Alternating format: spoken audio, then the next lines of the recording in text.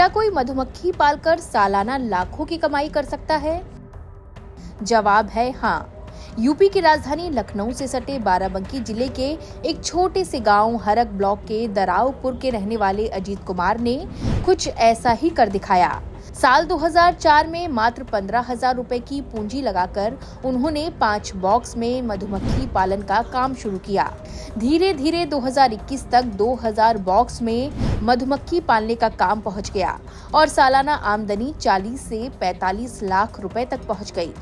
बड़े बड़े हनी प्लांट लगाए जा रहे हैं। Honey plant honey production unit नहीं है। हनी प्रोडक्शन यूनिट हमारा मधुमक्खी का बॉक्स है, हमारी अपेरी है। अगर हम ब्रीडिंग पे काम करेंगे तो हम प्रोडक्टिविटी को बढ़ा पाएंगे। ज़्यादातर फोकस ये किया जा रहा है कि प्रोसेसिंग प्लांट लगा दिए जाएं, बड़े बड़े प्रोसेसिंग प्लांट लगा दिए जाएं। प्रोसेसिंग प्लांट से प्रोडक्शन का कोई लेना देना नहीं है, लेना देना है ब्रीडिंग से। तो ज़्यादा से ज़्यादा फोकस जो हमारा होना चाहिए वो ब्रीडिंग पे होना चाहिए। जैसे कि टिश्यू कल्चर का मैंने बताया कि अब उस पर ट्रांसफर हो गए हैं या गायों में ज़्यादा ट्रांसफर हो चुका है। जैसे कि ब्राजील के लोग हमारी गुजरात की गाय को लेके गए थे और 70 लीटर दूध तक वो चोक बढ़ा चुके हैं, क्योंकि वो लंबे समय तक उन लोगों ने ब्रीडिंग पे काम की है। अगर हम भी इस पे ब्रीडिंग पे काम अगर लगातार करते रहे तो हम 4 टाइम हनी को बढ़ा सकते हैं। और यही मेरा लक्ष्य है। मैं यही काम कर रहा हूँ। लगातार इस पे ही मेरा फोकस रहेगा कि मधुमक्खी का पालन करते हुए मैं ब्रीडिंग को और अपने खोए हुए शहद के उत्पादन को प्राप्त करूँ। हालांकि ऐसा नहीं है कि इस दौरान अजीत को दिक्कतों का सामना नहीं करना पड़ा। उनकी चिंता तब बढ़ी जब शुरुआती दौर में एक बॉक्स से 50 किलो तक का शहद का उत्पादन हो जाता था, लेकिन 2021 आते आते प्रति बॉक्स से शहद का उत्पादन कम होता चला गया। सन 2003 में प्रशिक्षण लेकर के मैंने मधुमक्खी पालन का कार्य शुरू किया।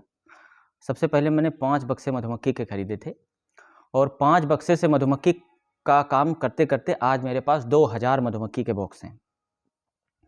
लगातार जर्नी में मैंने बीच में मधुमक्खी एक भी मिनट के लिए छोड़ी नहीं। मैं जब से शुरू किया है लगातार मधुमक्खी पालन करता रहा हूँ। तो हम लोगों का सारा बढ़िया जा रहा था। खैर 5 बॉक्स से क्योंकि 15,000 रुपये इन्वेस्ट किया था, धीरे धीरे बढ़ाते हुए बहुत चीज़ें बनाई। 2000 मधुमक्खी के बक्से बनाए, गाड़ियाँ खरीदी, पिकअप खरीदी, मधुमक्खी के तमाम बॉक्स बनाए। फिर क्या मुझे लगा सन 2018 के आसपास मुझे ये एहसास होने लगा कि जो उत्पादन हम लोगों का बहुत पहले था वो उत्पादन अब नहीं है। इसके बाद इंटरनेट के माध्यम से अजीत अमेरिका और सूडान की बड़े मधुमक्खी पालक और संस्थानों से संपर्क में आए। वहां से ऑनलाइन ट्रेनिंग लेकर उन्होंने अपने गांव में ही मधुमक्खी की नस्ल को सुधारने के लिए कृत्रिम गर्भाधान करने की एक लैब स्थापित की। आज अजीत शहद के व्यापार के साथ ही अपनी लैब में तैयार की गई रानी मधुमक्खी को भी बेचते हैं और मधुमक्खी की नस्ल को सही करके खोए हुए उत्पादन को प्राप्त करने के लिए लगातार रिसर्च कर रहे हैं। फिर धीरे धीरे क्या है कि मुझे काफ़ी इस बारे में नॉलेज हो गया, आर्टिफिशियल इंसेमिनेशन और ब्रीडिंग के बारे में। फिर मैंने मधुमक्खी पालन में क्वीन बी इंसेमिनेशन और आर्टिफिशियल क्वीन बी इंसेमिनेशन की लैब को अपने गांव में बनाया। आज मेरे पास भारत की पहली क्वीन बी इंसेमिनेशन लैब हमारे गांव में बनी हुई है, जहां पे मैंने अपना एक मेथड डेवलप किया है जिसको कहते हैं ट्रिपल लेयर सिलेक्शन मेथड और आइसोलेटेड ब्रीडिंग। इस माध्यम से हम लोग रानी मधुमक्खी में को इंसेमिनेट कर रहे हैं और इंसेमिनेट करने के बाद उस क्वीन बी को हम अपने बॉक्स में उसका प्रयोग कर रहे हैं, अपनी मधुमक्खी में डालते हैं। क्योंकि लैब भी बनाने का मेरा उद्देश्य था कि हम अपनी मधुमक्खी के खोए हुए उत्पादन को प्राप्त करना चाहते थे। ऐसा मेरा क्वीन बी को सेल करने का मेरा कोई वो नहीं था।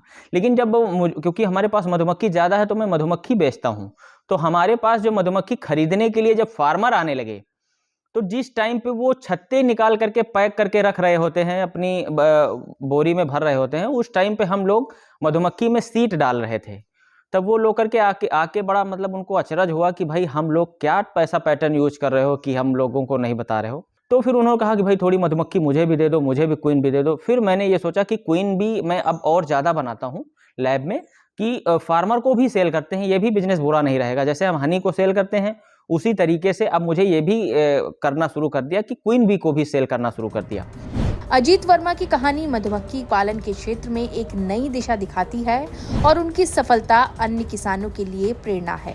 उनका कहना है कि मेरी जिंदगी का यही लक्ष्य है कि मैं ब्रीडिंग और शहद के उत्पादन को बढ़ा सकूं। वैसे मधुमक्खी पालन को लेकर अगर आपके मन में भी कोई सवाल है तो हमें कमेंट करें, हम उनके जवाब तलाश कर आपके बीच एक बार फिर से आएंगे। गांव जंक्शन के लिए बाराबंकी से वीरेंद्र कुमार के साथ नैन्सी वाजपेयी की रिपोर्ट।